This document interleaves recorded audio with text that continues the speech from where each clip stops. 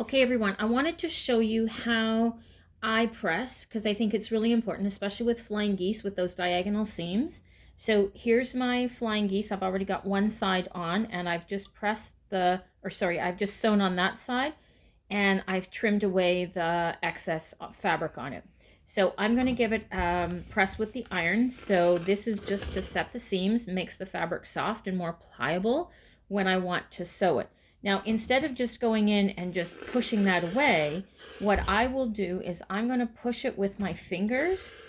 So it's almost like I'm finger pressing. I'm sorry if my hand's in the way, but I'm almost like finger pressing it as I follow along with the iron to set it. And then when I get down into this corner, I try with my finger to bring it right out to the corner so that it's going to give me a nice sharp point. Now it's not perfect, but it looks not bad, and then I'm going to trim that away. So I also have one of the half score triangles that were done the method mentioned in the book, and in this case I'm not sure if I'm pressing to the dark or the light, but for this demo I'll press to the dark. And so same thing, I'm setting the seam, and rather than just use the iron, get this thing open, rather than just use the iron and press it away, I'm actually going to press it with my thumb and then follow along that seam with my thumb or my finger, finger pressing it and then following up with the iron.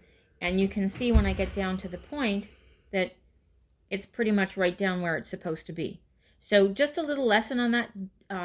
Don't just press using the iron, use your fingers as well. Your fingers will make sure that things get flat if they're lumpy and bumpy.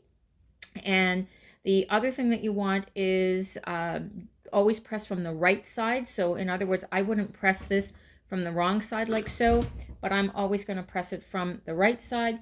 And I usually will always press away from my body. So that's just a couple of tips on pressing. Hope that helps.